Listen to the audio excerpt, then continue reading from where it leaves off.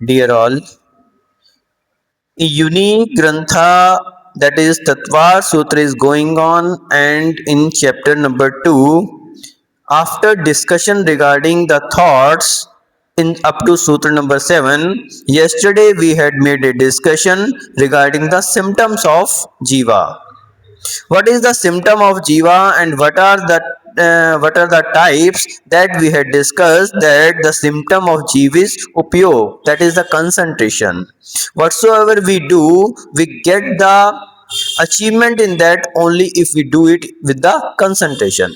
Without concentration you cannot get any achievement, whether it is reading, whether it is playing, whether anything whatsoever do you, if you do with the concentration, you will get something achieved, and without concentration you cannot succeed. And we had seen that this is the symptom of jiva, that is upyogo lakshanam. And in the next sutra, sutra number 9, we discussed regarding the types of this concentration, what types of these concentrations are. So we see basically it is of two types, that is darshanopyog and jnanopyog. And thereafter in jnanopyog there are 8 types, and darshanopyog there are 4 types. So hence the total types of these concentrations are 12. So we had already discussed regarding these types. Today Acharya Shri in sutra number 10 saying regarding the types of jiva, how many types of jivas are there and what are their subtypes, that things we are going to see. So sutra number 10 Acharya Shri telling regarding the types of jiva. बंधुओं, तत्वार सूत्र एक महान ग्रंथ जो कि अनेक ग्रंथों का आधारभूत ग्रंथ है, उस ग्रंथ का वाचन आपके बीच में चल रहा है। और इस ग्रंथ में हमने दूसरे अध्याय के वाचन में, दूसरे अध्याय में देखा कि आचार्य श्री उमा स्वामी जी महाराज ने सबसे पहले जीव के असाधारण भावों की बात की। जीव के असाधारण भाव जो कि जीव में ही पाए जाते हैं, उसके विषय में आचार्य जी ने विस्तार से 7वें नंबर सूत्र तक उनके विषय में बतलाया। और उन 53 भावों के विषय में चर्चा होने के बाद सूत्र नंबर 8 और 9 में आचार्य जी ने जीव का लक्षण बताया। कल हमने देखा कि जीव का क्या लक्षण है, तो आचार्य जी ने कहा कि उपयोगो लक्षणम, यानी उपयोग ही जीव का लक्षण है। और हम देखते भी हैं कोई भी कार्य यदि हम उसमें सफलता चाहते हैं तो उसके लिए क्या करना पड़ता है, उपयोग लगाना पड़ता है। बिना उपयोग लगाए आप कार्य में सफलता प्राप्त नहीं कर सकते। कोई विद्यार्थी कितना भी किताब खोले बैठा रहे, लेकिन जब तक उसके विषय पर वो उपयोग नहीं देगा, उपयोग नहीं लगाएगा, तब तक उसे याद नहीं हो सकता। इसी प्रकार से खाना बनाने वाली महिलाएं उपयोग लगाकर खाना बनाती हैं, तभी क्या होता है, सही तरह से खाना बना सकती हैं। अन्यथा कितना नमक डालना है, कितनी मिर्ची डालनी है, कितना मसाला डालना है, कितना आटा, कितना पानी, ये सब उपयोग लगा के ही कार्य हो सकता है। आप अपने बिजनेस में देख लो, जो व्यक्ति उपयोग लगा के बिजनेस करता है उसे ध्यान रहता है कि ग्राहकों के लिए क्या आवश्यकता है, कौन सा माल कम पड़ रहा है, कौन सा माल मंगवाना है, कितना समय उसको आने में लगेगा, तो उतने दिन पहले से उसको ऑर्डर देना पड़ेगा। धन की क्या व्यवस्था है, ग्राहक जो सामान ले गए हैं तो उसका पैसा आ गया है नहीं आ गया, कितनी सारी चीजें उसको ध्यान में रखनी पड़ती हैं। लेखा जोखा करना है उसका, फिर उसके बाद उसको समय पर उगाही करनी है, समय पर वस्तु मंगवानी है, ग्राहक यदि कोई आए तो समय पर दुकान पे पहुंचना है, बहुत सारी चीजें। माल अगर बिखरा हुआ है उसको समेट के रखना है ताकि जब ग्राहक आए तो तुरंत के तुरंत उसको दे सके। अन्यथा माल ही इधर उधर बिखरा होगा और ग्राहक आके बैठ जाएगा तो उसे माल मिलेगा ही नहीं समय पर। तो इसलिए बहुत सारी चीजें जो हैं, जब हम देखते हैं, चाहे आपका व्यापार हो, चाहे आपका घर गृहस्थी के कार्य हो, चाहे आपका स्टूडेंट लाइफ में बच्चों का पढ़ना लिखना आदि हो, जितने भी कार्य हैं सभी में क्या लगाना पड़ता है, उपयोग लगाना पड़ता है। और जो व्यक्ति उपयोग लगा के कार्य करते हैं वो क्या हो जाते हैं, सफल हो जाते हैं। वो सभी व्यक्ति क्या हो जाते हैं, सफल हो जाते हैं। और बिना उपयोग लगाए कोई कार्य करे तो उसमें सफलता नहीं मिल पाती, अथवा उतनी मात्रा में सफलता नहीं मिल पाती। तो इसलिए उपयोगो लक्षणम, ये जीव का लक्षण है। ये उपयोग कौन लगा सकता है? एकमात्र जीव ही इन उपयोगों को लगा सकता है। अजीव तत्व जितने भी हैं, पुद्गल तत्व जो हैं, उनसे इसकी कल्पना नहीं की जा सकती, क्योंकि उनके अंदर चेतना का अभाव है। जीव द्रव्य में क्या है? चेतना पाई जाती है, और दूसरे जो द्रव्य हैं उनमें चेतना का अभाव रहता है। तो इसलिए ये उपयोग किसका लक्षण है? जीव का लक्षण है। और किसका? बुद्धिजीवी का। बुद्धिजीवी, तो बुद्धिजीवी जो रहते हैं वो उसमें और अच्छी विशिष्टता ला सकते हैं। तो मनुष्य जो है वो अन्य प्राणियों की बजाय क्या माना गया है? बुद्धिजीवी माना गया है। उसके अंदर जो उपयोगो लक्षणम की बात कही, तो यूं तो उपयोग तो सभी जीवों में पाया जाता है, चाहे एक इंद्रिय हो, दो इंद्रिय, तीन इंद्रिय, सभी में पाया जाता है। एक चींटी भी जो है वो भी इतना जानती है कि यहाँ पे चीनी गिरी हुई है, तो वो सीधा वहीं पे आती है, तो इतना तो उसके पास भी रहता है। एक पतंगा है, वो भी जानता है कि उसको कहाँ जाना है, कैसा करना है, तो ये सब तो सभी में पाया जाएगा। लेकिन मनुष्य की विशेषता है कि वो उस विषय में विशेष सोच सकता है, उसके अंदर ज्ञान का क्षयोपशम पाया जाता है, और क्षयोपशम होने के साथ किसी कार्य में वो विशेष रूप से सफलता को प्राप्त कर सकता है। तो इस कारण से उपयोग लगा के जो कार्य करता है और क्षयोपशम जिसके पास है, तो निश्चित रूप से उसमें सफलता मिलती है। और दूसरी सूत्र में आचार्य जी ने कल इस उपयोग के भेदों के विषय में बताया कि इस उपयोग के कितने भेद हैं। तो जहां आचार्य जी ने सूत्र नंबर 9 में कहा कि वो 2, 8 और 4 प्रकार का है। अब 2, 8 और 4 से तात्पर्य यह है कि मुख्य रूप से उसके 2 भेद हैं। कौन कौन से? दर्शनोपयोग और ज्ञानोपयोग। अब दर्शनोपयोग के 4 और ज्ञानोपयोग के 8, इस तरह से कुल 12 उपयोगों, 12 लक्ष्य भेदों वाला ये उपयोग है। तो कुल मिला के उपयोग के 12 भेद हो जाते हैं। ये कल हमने विशेष रूप से कल इसके विषय में विस्तार से पढ़ा था। आज आचार्य श्री उसी संदर्भ में आगे चर्चा करते हुए जीव के भेद बता रहे हैं कि जीव के कितने भेद हैं। तो जीव के मुख्य रूप से 2 भेदों के विषय में आचार्य श्री बता रहे हैं। सूत्र नंबर 10 में जीव के भेद बता रहे हैं आचार्य श्री। संसारिणो मुक्ताश्च, संसारिणो मुक्ताश्च। तो जीव के कितने भेद हुए? 2 भेद। कौन कौन से? बताओ चाचा, पीछे वाले चाचा जी, क्या नाम? बताओ बताओ। संसारी जीव और मुक्त जीव। संसारी जीव कौन है? हम लोग। और मुक्त जीव? अरे हम नहीं है। मुक्त का अर्थ है सिद्ध परमेष्टि। तो संसारी का अर्थ है जितने भी संसार में प्राणी हैं, चाहे वो 1 इंद्रिय, 2 इंद्रिय, 3 इंद्रिय आदि हैं, चाहे जानवर हैं, पशु हैं, असंगी हैं, संगी हैं, मनुष्य हैं, और मनुष्यों में भी चाहे गृहस्थ हैं अथवा साधु हैं, वे सभी क्या हैं?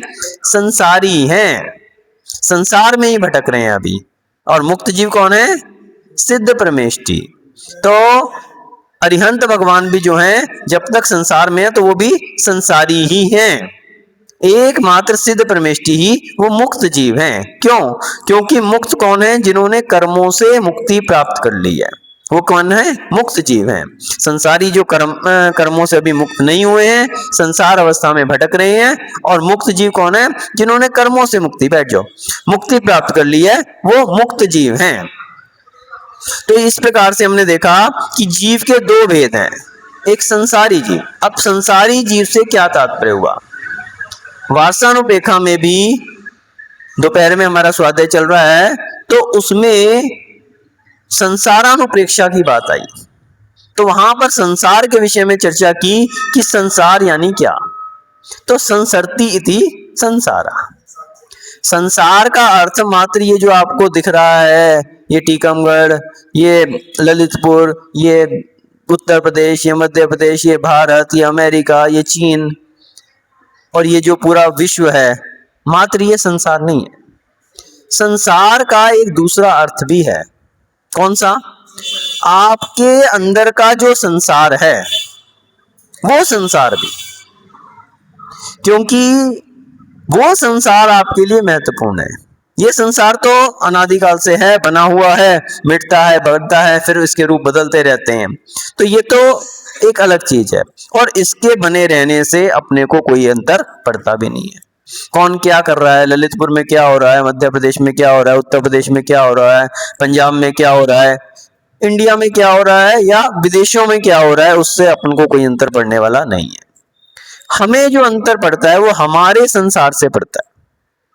जो ये हमारे राग, द्वेष, मोह, कषाय, ये जो मिथ्यात्ववादी हमारे जो भाव हैं, ये हमारा संसार है।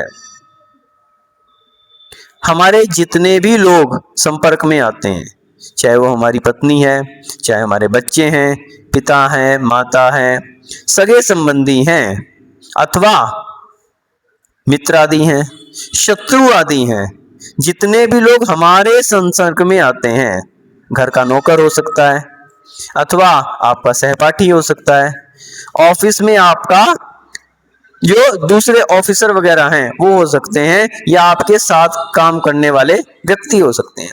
जितने भी लोग, और मात्र मनुष्य ही नहीं, आपके घर में कोई गाय है, अथवा आपने कबूतर आदि को, तोते आदि को पाला हुआ है, या यहाँ तक कि कोई मच्छर भी आपको काट रहा है, कोई मक्खी आपको परेशान कर रही है, ये जितने भी जीव आपके संपर्क में आ रहे हैं। और अगर हम डिटेल में जाएं तो एक इंद्रिय जीव, जो जल आप ग्रहण कर रहे हैं, जो वायु आपके लिए सुख प्रदान कर रही है, जिस अग्नि के द्वारा आपका भोजन बन रहा है, जिस वनस्पति के द्वारा आप क्या कर रहे हैं, अपना पेट पाल रहे हैं, ये सब क्या है, आपका संसार है। क्यों? क्योंकि ये सभी आपके कर्म बंध में कारण है। ये सभी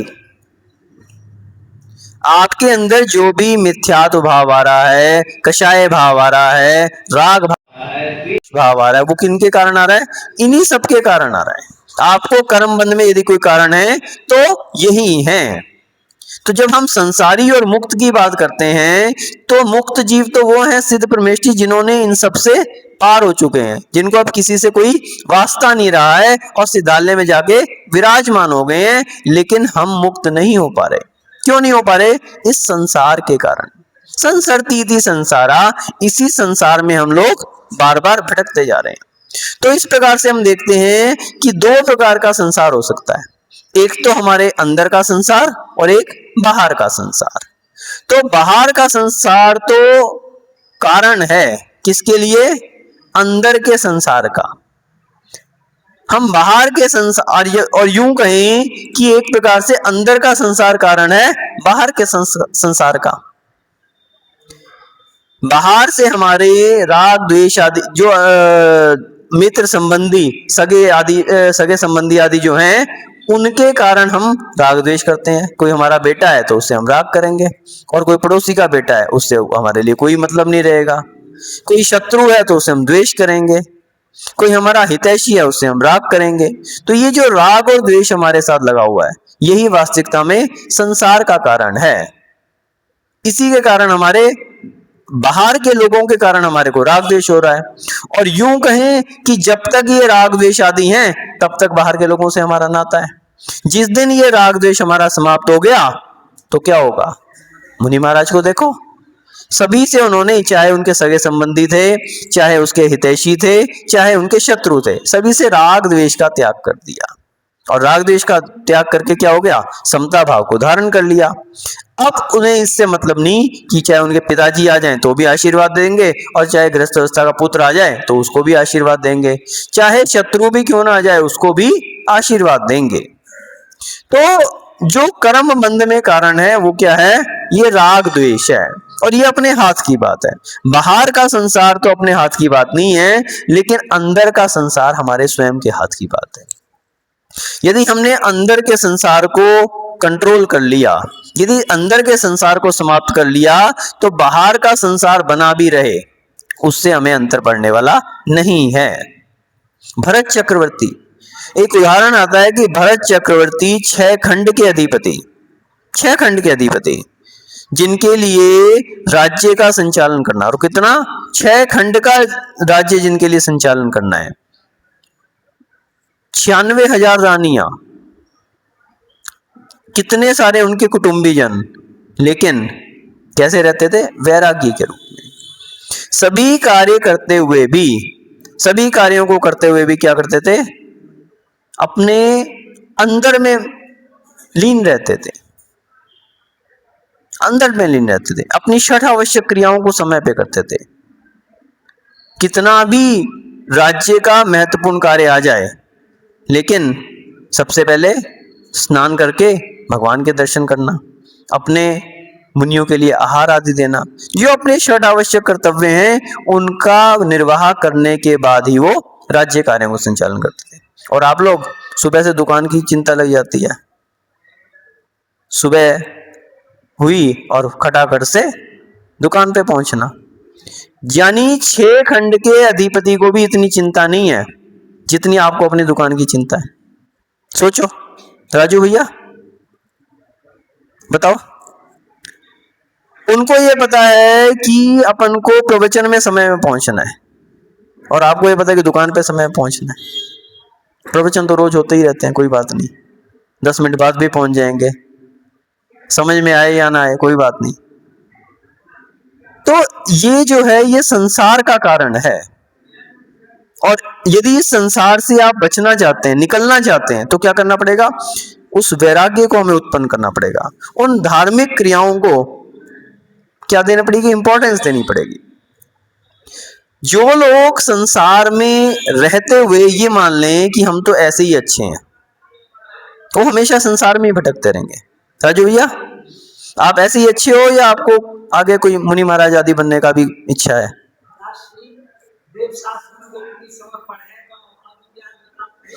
समर्पण तो ठीक है, समर्पण तो बात की बात है।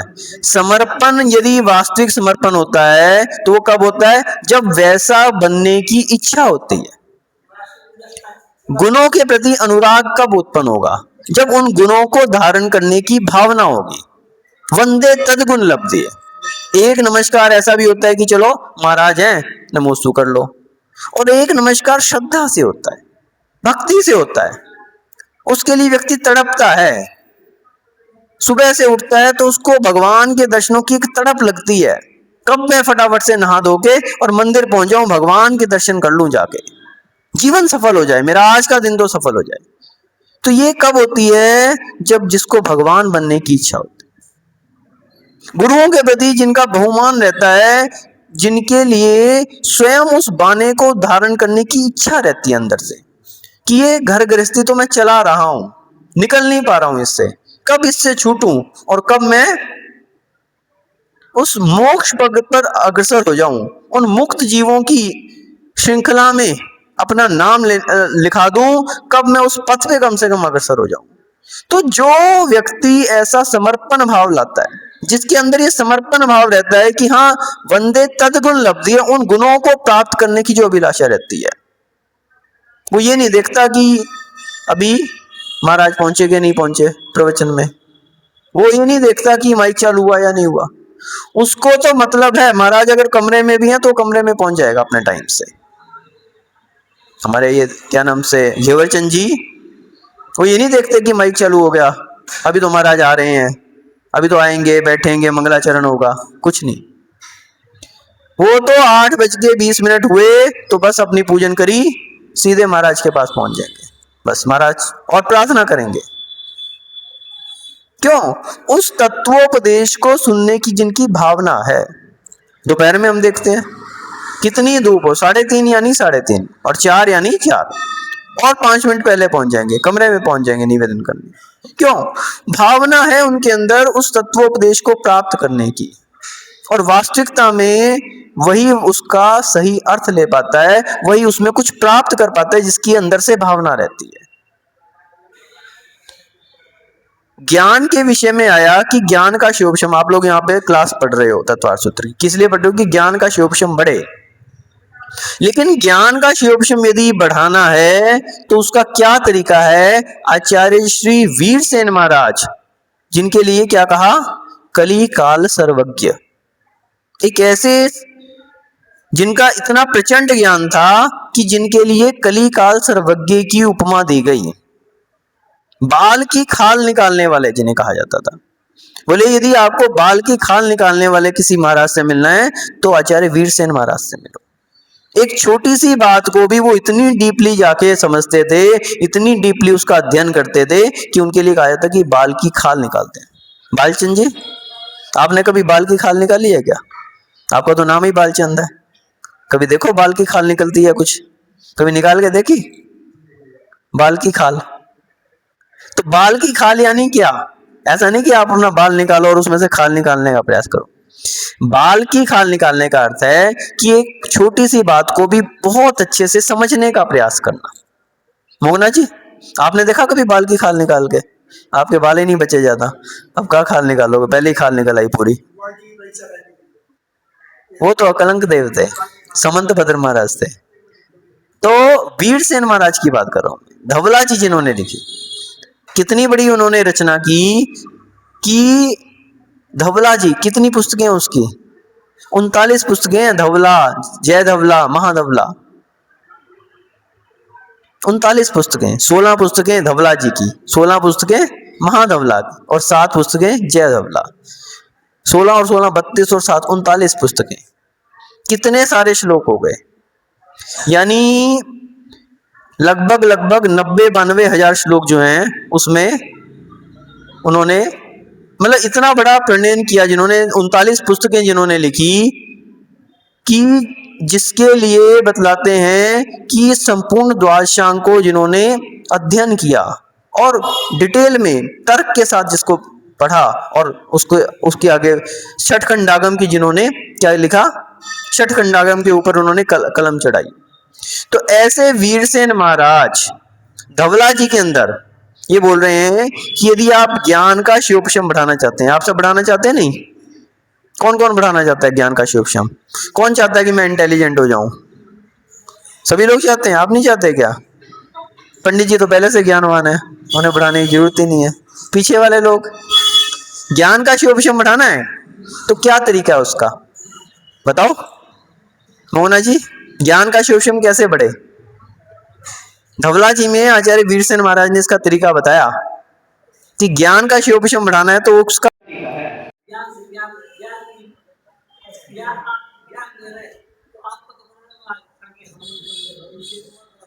ज्ञान का शिवोपशम बढ़ाने का तरीका क्या है? क्या ऐसा कार्य करें जिससे ज्ञान का शिवोपशम बढ़े? तो कह रहे हैं यदि ज्ञान का आप शिवोपशम बढ़ाना चाहते हैं तो ज्ञानधारियों की विनय करना सीखो। विनय, विनय मोक्ष द्वारम, विनय को मोक्ष का द्वार कहा है। और यदि विनय नहीं है तो आप कितना भी कर्तव्य करते रहो उतनी उपलब्धि होने वाली नहीं है। यदि ज्ञान को प्राप्त करने की जिज्ञासा है तो ज्ञानधारियों की विनय करो, ज्ञान के उपकरणों की विनय करो, ज्ञान की सभा की कीमत करो। प्रवचन चालू हो गए, अपन अपने हिसाब से चलते आ रहे हैं, क्या हो गया? विनय हुई या अविनय होगी? जिनवानी की विनय है या अविनय है? अविनय है। क्या समझे? पहले अपने राजू भैया टाइम पे आ जाते थे, अब इनको भी अड़ोस पड़ोस वालों को अंतर पड़ गया, असर हो गया, अब आ रहे हैं यहाँ पे। तो ज्ञान का यदि शिवोपशम बढ़ाना है, देव शास्त्र गुरु की विनय क्यों कही? गुरु ज्ञान दे रहे हैं और आप लेट आ रहे हैं तो विनय है या अविनय है? महाराज आके विराजमान हो गए और आप आराम आराम से आते जा रहे हैं, आते जा रहे हैं, विनय है या अविनय? विनय क्या थी? अपन निवेदन करने पहुंचते, और निवेदन करने नहीं पहुंच पा रहे तो आप ऊपर नहीं चढ़ पा रहे, बूढ़े हैं तो कम से कम पहले से आके बैठो, महाराज आए तो खड़े हो जाओ, ये विनय कहलाती है। जिनवानी की क्या विनय? शास्त्र सभा शुरू हो गई और आप बीच में आ रहे हैं, विनय है या अविनय? अविनय करती।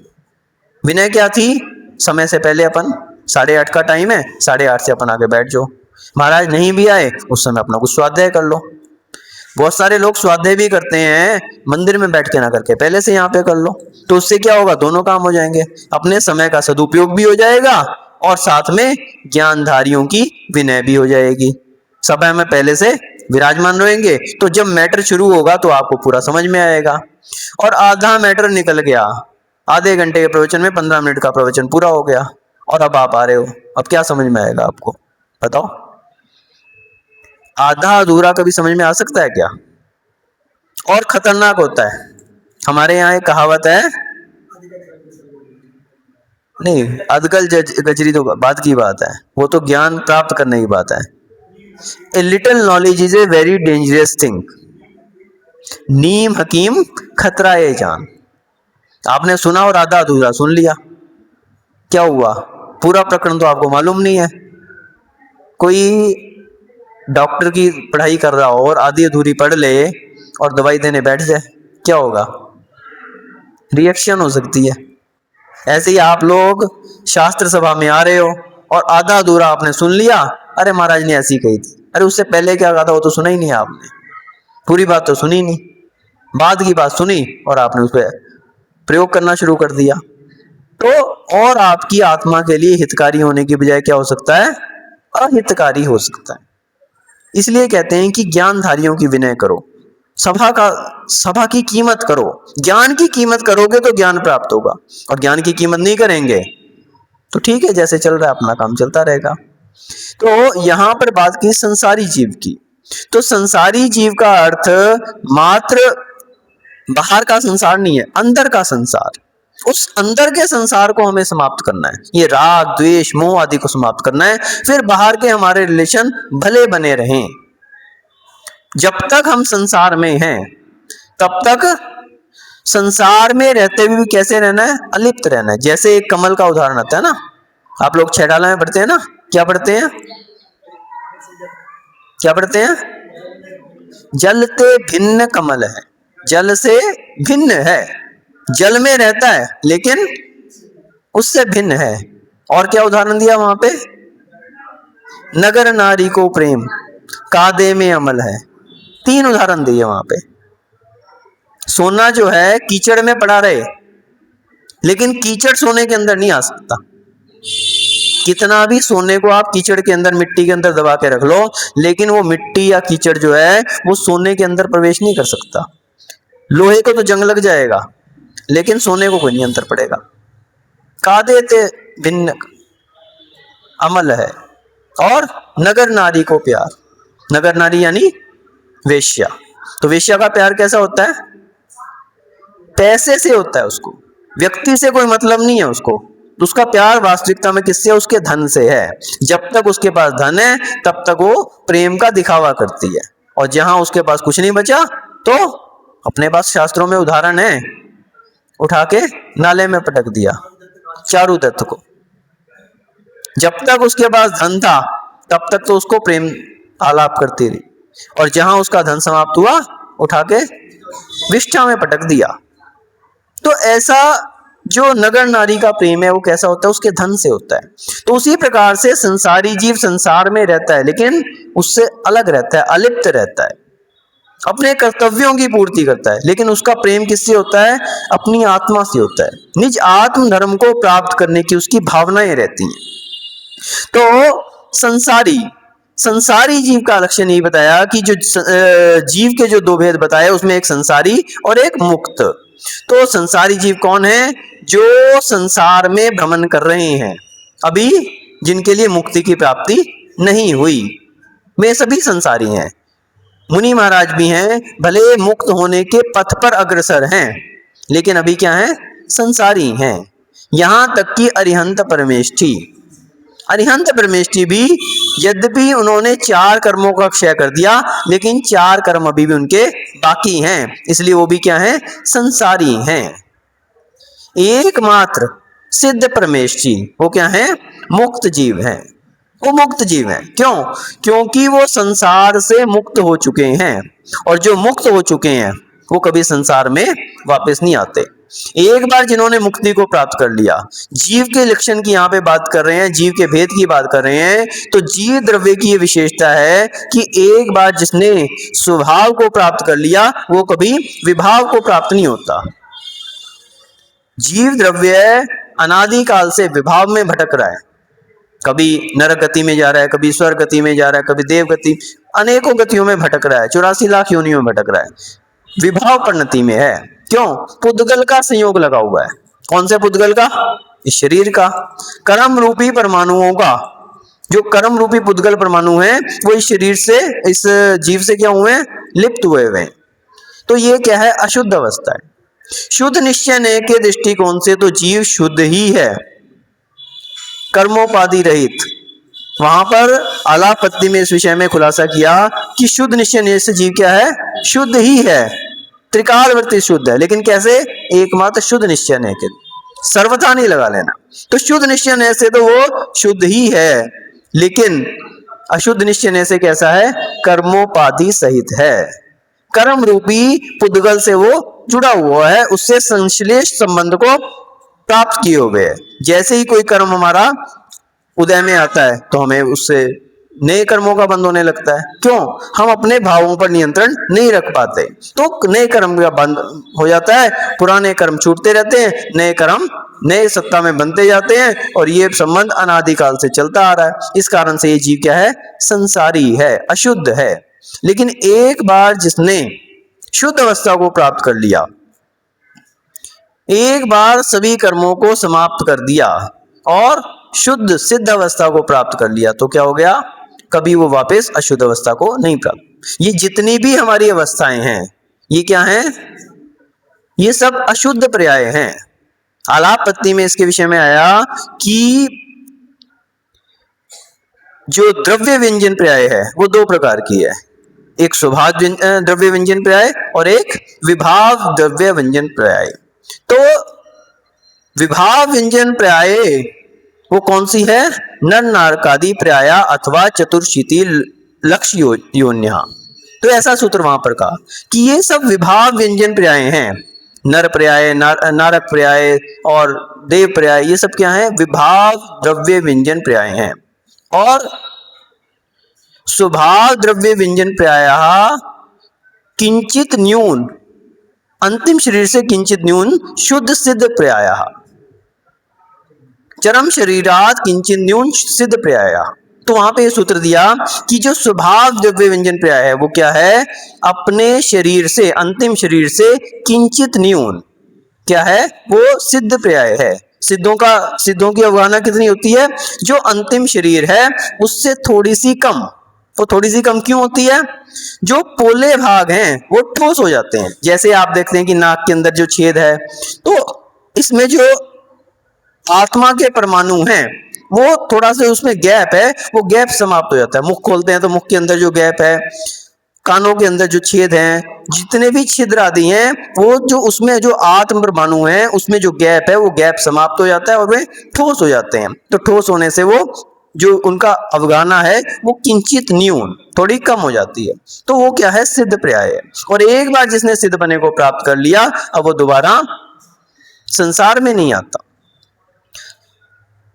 कुछ लोग कहते हैं कि भगवान अवतार लेते हैं, अवतारवाद की बात कही, तो वो वास्तविकता में जो अवतारवाद की बात कही वो हमारे यहाँ कहा कि जो तीर्थंकर भगवान जन्म लेते हैं, जस्वर्गावतरोत्सवे यद्भव जन्माभिषेकोत्सवे, तो जो अंतिम उनका भगवान का, उसकी वहां पे अवतरण की बात की, जो स्वर्ग से उन्होंने अवतार लिया, लेकिन एक बार सिद्ध पर्याय को प्राप्त कर लिया तो वो कभी वापस नहीं आते।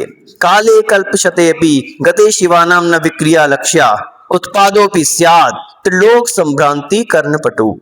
आचार्य समंतभद्र महाराज ने रतनगंज शावकाचार्य में ये बात कही कि काले कल्पशतेपि, कितना काल, कल्पकाल, एक कल्पकाल कितना होता है, 20 कोड़ा कोड़ी सागर, इतना काल। और ऐसे शतेपि, ऐसे 100 कल्पकाल भी बीत जाएं, 100 का मतलब 100 बीत जाएं, 1000 बीत जाएं, कितने भी बीत जाएं।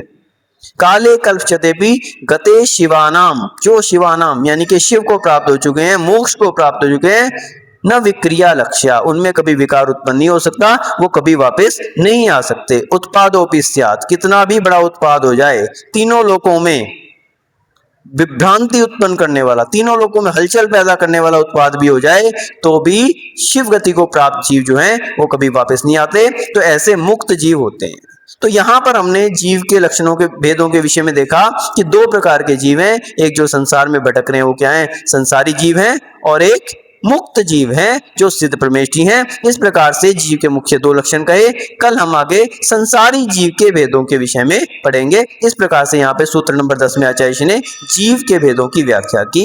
हम सभी भी जीव के भेदों को समझकर निज आत्मा के भेद विज्ञान में उतर सके, इस भेदों को समझने के पीछे लक्ष्य क्या है कि हम उन भेद विज्ञान में उतर सकें और भेद विज्ञान को प्राप्त करके संसारी जीव से मुक्त जीव तक की यात्रा कर सके। इस भावना से जय बोले परम पूज्य गणाचार्य श्री 108 विराग सागर जी महामुनि राज की जय।